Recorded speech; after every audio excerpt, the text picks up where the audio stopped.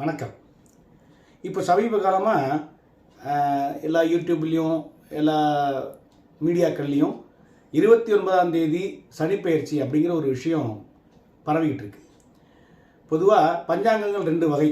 ஒன்று திருக்கணித பஞ்சாங்கம், இன்னொன்று வாக்கிய பஞ்சாங்கம், சுத்த வாக்கிய பஞ்சாங்கம்.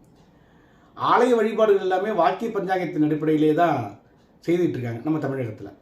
அதிலும் குறிப்பாக திருநள்ளாறு சனி பகவானுடைய ஆலயத்தில் வாக்கிய பஞ்சாங்கத்தை அடிப்படையாக வச்சு தான் எல்லா விதமான பண்டிகைகளும் நிகழ்ச்சிகளும் கொண்டாடப்படுகிறது.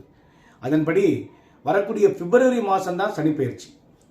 இந்த வாக்கிய பஞ்சாங்கத்துக்கும் திருக்கணித பஞ்சாங்கத்துக்கும் சிறிய இடைவெளி இருக்கும்.